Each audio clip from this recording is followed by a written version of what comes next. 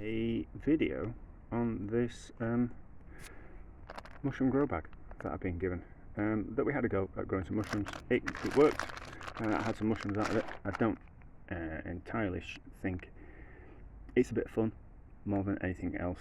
You're not going to get huge amounts of mushrooms from it unless I was doing it wrong. Now, it does say on the packet, if you put once you've finished with growing the mushrooms, you can put it on a compost, but expect mushrooms to grow. So I've got a bit of garden at the back.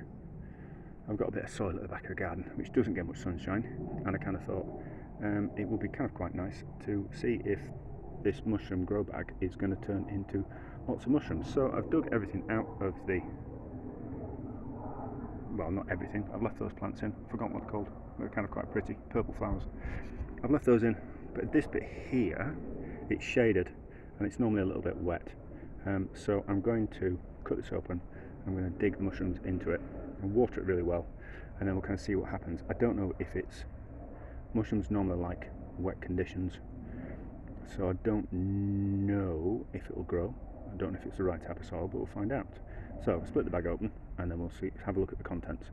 But obviously I can't split it open while I'm using both hands, and I haven't got anything to hold the camera, so I'll be back in a second. Right, so I've split the bag open.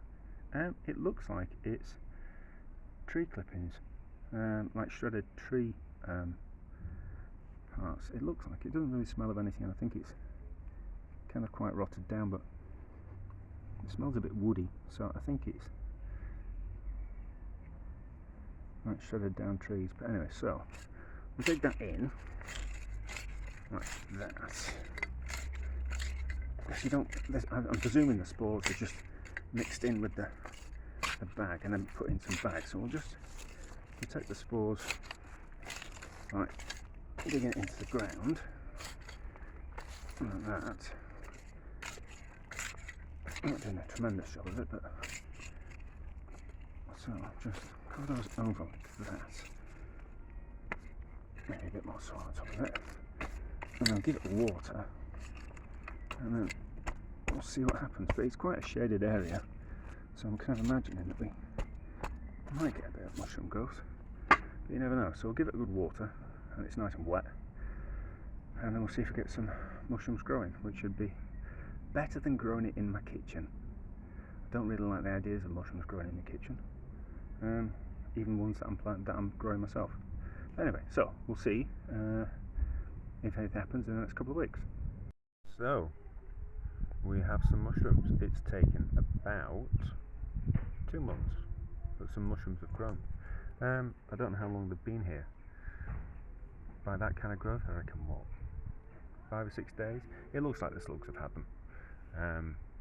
And I've kind of been checking on a semi-regular basis, but we have some mushrooms, so that's a success. And I can imagine now that we'll water the ground and we'll get mushrooms on a regular basis, and they'll be the same type of mushrooms that we got from the Diddley Squat Farm Shop grow bag.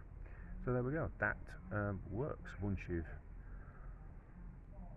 harvested the mushrooms from the Diddley Squat grow bag, you simply can put them on the compost, a bit of garden, and we'll start growing mushrooms just like that. Am I going to eat them? Probably not, if I'm honest, but an interesting experiment all the same.